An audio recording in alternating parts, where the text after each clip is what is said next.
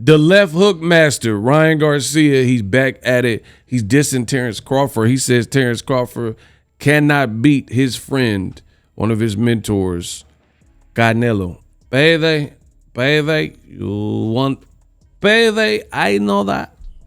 Now, Canelo Alvarez just did his kickoff press conference with Edgar Berlanga. If you watched it, let me know what you guys thought of that.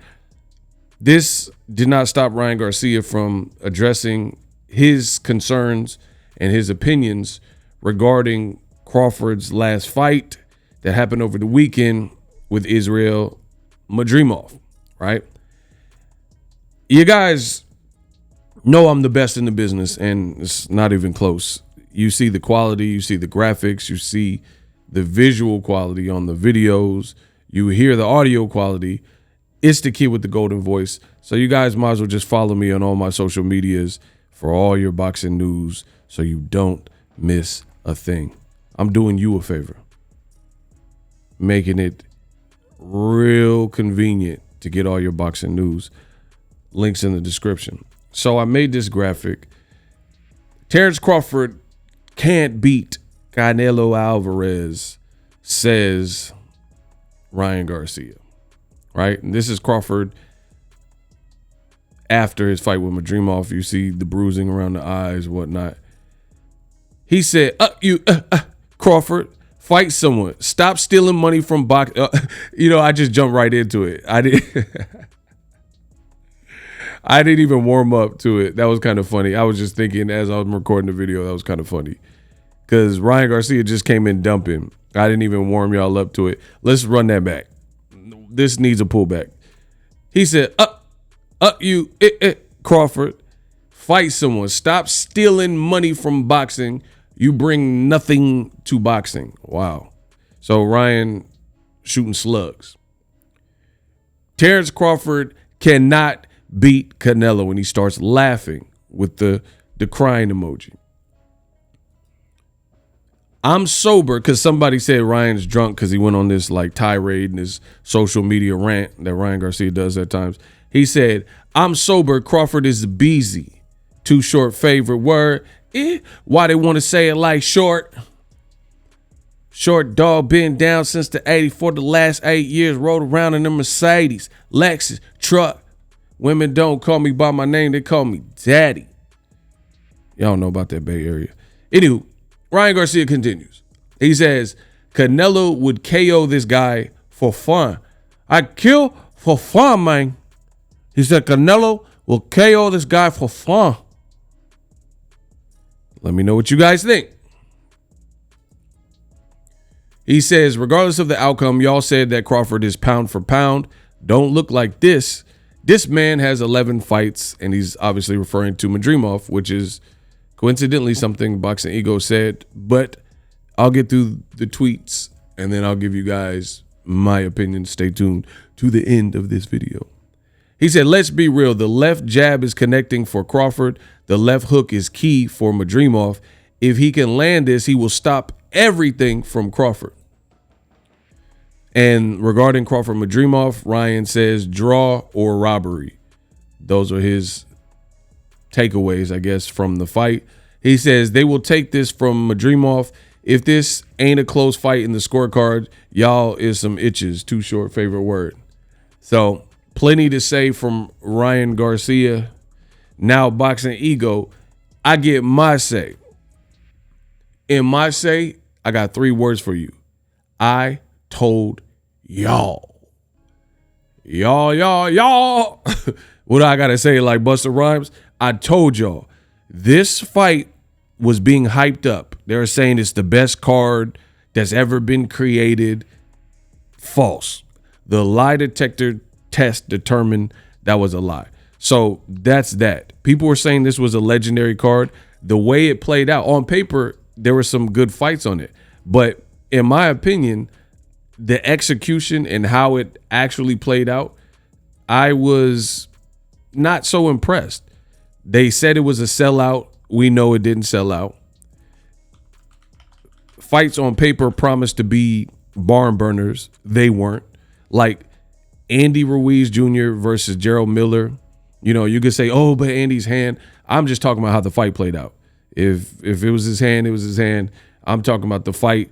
Andy Ruiz looked gassed. Miller did his thing, but it just didn't live up to the expectation at least I had. Same thing with Israel Madrimov and Terence Crawford and Pitbull versus Rayo. Not taking anything away from the performances, but it just wasn't legendary. Like, Rayo did his thing, but in order to do his thing, he had to not be as action-packed as he normally is, and I understand it. Good game plan from him and Robert Garcia, because I said it on my watch party live. So I'm live on the spot to test my boxing knowledge. Anytime you have two guys with enormous power, and they're known for that, usually what happens is the guy who can box a bit better will pull out more of a boxer style and outbox the other person. John Molina versus Ruslan Provodnikov. John Molina, he has a lot of power. Ruslan has a lot of power. Neither guy wants to get clipped with this big power. So John Molina box more than you are used to seeing when he's fighting Mickey Bay or whoever, right? Same thing with Lucas Matisse versus Ruslan Provodnikov. Lucas Matisse and Ruslan, they're not trying to get in a shootout with each other because you definitely going to sleep. So you got to use your brain.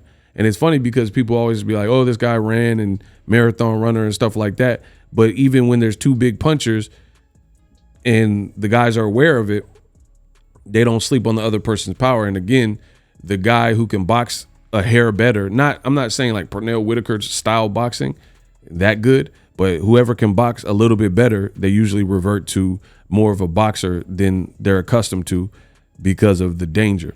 And that's what we've seen with Rayo. Rayo is normally in firefights at times, like the Colbert fight, because Colbert was coming up. He's not as big of a puncher, so it's more of a shootout, and he's going to take more chances. Same thing with the Edwin De Los Santos. I think him losing and hurting De Los Santos, but then coming around and getting knocked out is because he got in a shootout. So it was a smart game plan from Rayo to not engage, because then you're kind of playing into Pitbull Cruz's hand to just have a shootout. He's compact, he's taking chances, and etc. So I think Rayo and his team, Robert Garcia, studied Gervonta Davis when he had the messed up hand versus Pitbull, and they executed a very similar game plan of outboxing. Now Tank, he was forced to kind of box even more because he had the messed up hand. But I don't want to get too far off track. That's what it is. The fights to me didn't live up to the billing and what people were hyping it up to be. It's my honest opinion. This new foray into America with Riyadh season, you know, people didn't seem too thrilled with the Eminem concert. And I think that's because they clout chased what Terence Crawford and Eminem did on PBC in the Errol Spence fight. And then they're like, oh, that was a good idea. So then they try to make it larger. And I think that kind of threw people off. I think Eminem walking Terence Crawford out was legendary. It was the right time. It made sense. But to go back and then pull Eminem and then do like a mini concert in 2024 in a card that was already long and bloated and in LA, you know, this wasn't like the Midwest or in Detroit or something. You're doing it in LA. Why not bring out, like, and I'm not talking about in the end, because, you know, I'm a big Eminem fan, but to me, it just shows a lack of actual knowledge with the organizer in American culture and really hip hop, because the move to make, which was an obvious move, is to have brought Kendrick Lamar and had him as the special guest. Then the tickets probably would have sold better and it would have been lit. We know Kendrick from Compton, from LA, and he just had the beef with Drake and went super viral with the Euphorias and Not Like Us and the music videos, the Amazon Prime concert, and that's his region, LA. And he has homies like YG and stuff, Snoop, maybe, well, Snoop's at the Paris Olympics, but you guys get what I'm saying. If Kendrick did a concert, it would have fit better for the LA scene, especially with all things considered. Now, a bonus fact is that Kendrick, in one of his lyrics on Euphoria, name dropped Terence Crawford. He said, like, Terence Crawford, I'm whooping feet. You know what I mean? So he especially if Riyadh season was paying whatever they paid Eminem or paid him something good, I'm sure he would have done that. And it sounds like he respects Crawford the fighter to mention him in his lyrics. So these are just some sidebars. So I don't think that the event really lived up to any type of expectation, at least that I had and that had been built up. Crawford and Madrimov as a fight, it was solid. I seen some good high level work from both, but what hurt the fight is I really feel like for different reasons, maybe neither fighter really wanted to put their foot on the gas for different reasons. For Crawford, first fight, brand new division, early on at least, he was more cautious than normal. And that could be because he felt the power of Madrimov, new weight class, so he decided to be just smart. Madrimov was pretty crafty, things like that. And for Madrimov, I believe it was inexperience. The man had 11 fights, like I've been saying, like Ryan Garcia just said in those tweets. He had 11 fights, so he is in there. He sees the caliber of Crawford. He don't want to make any mistakes either. So you had early on, especially, you had two fighters who can think and have some good experience, and neither wanted to commit fully and fully engage, and they were looking to counter each other.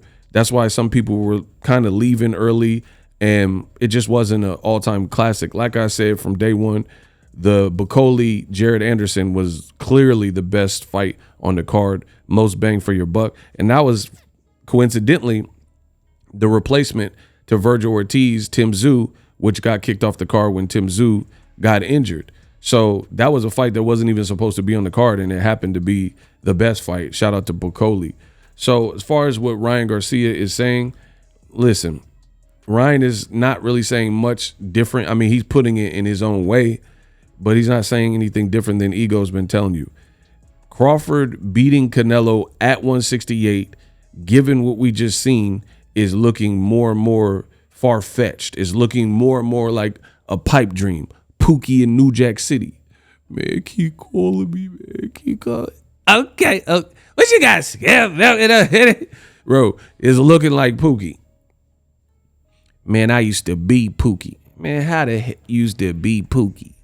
It's looking like a Pookie pipe dream. I got these cheeseburgers, man.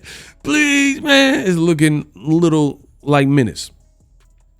Because from where I stand, and you can listen to me, you can listen to other people, Shakur Stevenson, there's some people that are saying, oh, this fight wasn't close and things like that. Shakur Stevenson is one of those people saying the fight wasn't close, whatever.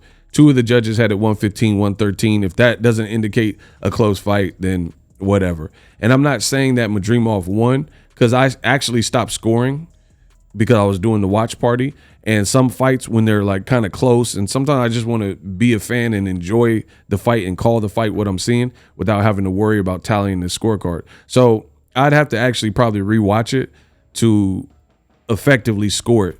You know what I mean? Because I was hosting the watch party. But not saying that Madrimov won, because I think Crawford had a sense of urgency and he had a bit more bite down in the latter rounds, because he knew, like, hey, you want this title, it's looking a little close. Now, because he won already, maybe his team won't admit that, but I don't care what no one says. I believe the fight was close. I think both guys presented different dangers for the other opponent, and Madrimov's feints and the bouncy, he was bouncy. He was like, he was just real fidgety, real squirrely, and I do think he has some thump, he has some power, and he was able to take a shot that gave Crawford issue. I don't care what nobody's talking about. Shakur and all them and whoever else could say that it was an easy fight for Bud. Bud, the status of his face at the end of the fight didn't look like an easy fight. And if it was such an easy, they both like beat each other up. You've seen the bruising around Madrimov's face, and, you see some swelling around Bud. Even the next day, they were outside of maybe the hotel, and you seen some swelling, and like one of his eyes was not nailed shut, but it was bruised, and you could tell it was closing. It's like semi-closed. So the problem with this is, like I've said from day one, This fight, Crawford is stubborn, in my opinion, and I think that acquits him well in the ring. You know, just a guy who won't go away and won't take no for an answer. That's something you would almost want for a fighter. But in terms of the business stuff, not necessarily. Crawford seems almost hell-bent on not working with PBC and Al Heyman on some long-term stuff. And in doing that, you picked who you could, somebody who just became a champion in March. And it just was a fight where I told you before the fight, and I was dead on, that I really didn't like the fight because I thought it was going to be a difficult fight. And I just truly believe that Crawford, what does he gain from beating a Madrimov? Like, I just felt like there was more that he can lose in terms of like momentum than he could ever gain. And I'm going to further explain and expound upon that. So, like I said, this is Madrimov. When he entered the ring, he was 10-0-1. So he had recent performances like Michel Soro, the Frenchman, and he didn't look that great. It was a draw, even though he came back and avenged it. But people keep saying, oh, he didn't fight Boots because Madrimov is a champion in a new division. Man, stop. Y'all really don't know boxing. He is a champion, but he literally became a champion earlier this year against this guy, Magomed Kurbanov, because Terence Crawford, you know, he picked him and people were like, oh, it's because he was a champion. This wasn't, Madrimov was an 11 fighter, and he fought a brand new champion who won a vacant belt from a guy that most people probably don't even know, Magomed Kurbanov. That's just being real. Look, WBA World Super Welterweight Champion. So he won fair and square by stoppage, but let's not act like he was this long existing champion. Like, this is the guy he beat to become a champion. And Crawford's already been 2x undisputed. The Boots fight is far bigger, right? Far bigger fight. This is who the guy beat. Michel Soro, who Madrimov already beat. Guys like Patrick Teixeira, which I never rated. Good. Liam Smith. Like, it just, he got like kind of domestic level names, right? So Madrimov was a champ for 5 months. You know what I mean? And I get it. Crawford's moving up in weight, but people are doing too much because they don't understand it. They're making it like Madrimov's run at 54 is Jermell Charlo's run. Jermell Charlo is an upstanding champion. He went through the gauntlet and fought Castano twice, Harrison twice. He had to fight dangerous mandatories like Erickson Lubin, dangerous mandatories like his mandatory Charles Hatley with some extreme bad blood. So he fought against, you know, the Vanes Martirosins and different people. Madrimov had 11 fights, so he hadn't quite gotten there with the bigger names. That's why I said it didn't really help Crawford in this regard, because Terence Crawford, you beat Madrimov, but now you got people like Ryan Garcia was like, this guy only had 11 fights. And I told you that was going to happen. There was more to gain for Madrimov than there was for Crawford, because Crawford, we know he's great. We know he's good. So beating a Madrimov with 11 fights, optically, it just doesn't look that impressive. Now, the fact that Madrimov held his own, didn't get dropped, showed durability, showed some keen senses and toughness. If anything, you've heightened the awareness of Madrimov, and it told us more about him because he was the one that was stepping up as the champion, because he didn't have the resume names. And don't tell me about amateur fights, because we didn't watch all 300 of those fights. And most people didn't watch the 11 fights he had entering the Crawford fight. So I effectively believe in a way, this Crawford taking this fight and being stubborn and taking Madrimov, it actually hurt his momentum. Errol Spence, you were at peak Crawford, amazing performance, and you were revered. Everything just clicked. The Eminem ring walk. Now you have this event. We know it didn't sell out. They lied and said it sold out. They had to do raffles and give away cars, and there was empty sections of the seat, but they're saying it sold off. The performance was for Crawford's standard, people are saying it was mid. Some people even saying Crawford lost. Some people saying Crawford won. So it really put Crawford a step back. Now you got people like Teofimo saying Terence Crawford is garbage. Whether you believe it or not, I'm just saying he's being called out by the dude Janovic or whatever at 160. People like Ryan Garcia are saying he can't beat Canelo, which is what I've always said at the 168. So if Crawford looked more spectacular, we understand boxing is a what have you done for me lately type of sport. And I think that's an indication, the recency bias that you're seeing and what people are saying now, it's an indication of that Crawford was in a tough fight. Because if he sizzled Madrimov, then maybe people would be calling for the Canelo fight. But instead, based on what we've seen, now people are saying, I don't know, 54 looks about as high as Crawford would want to go. That looks about his ceiling, because 68 is looking crazy right now. If you keep talking about how strong Madrimov is, I mean, Canelo is another level in terms of experience, in terms of chin, and in terms of power.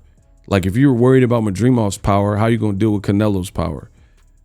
If you're in a tough fight with an inexperienced guy in the pro setting with 11 fights, how are you going to beat Canelo 14 pounds higher than a fight division you just entered, and Canelo got like 60 fights and is hurting bigger people like Caleb Plant and Jaime Munguia? I mean, again, this was not a great audition tape for Terence Crawford and Canelo, because if it was, people would be calling for the fight. But instead, like Boxing Ego said, because I'm the best in the business, it did the opposite. Now it brought Crawford back down to reality. It wasn't such a Superman performance. Now people are saying fight Boots or fight other 54 pounders or rematch Madrimov. Nobody that I've seen is, for the most part, calling for Crawford to move up to 68. You should have listened.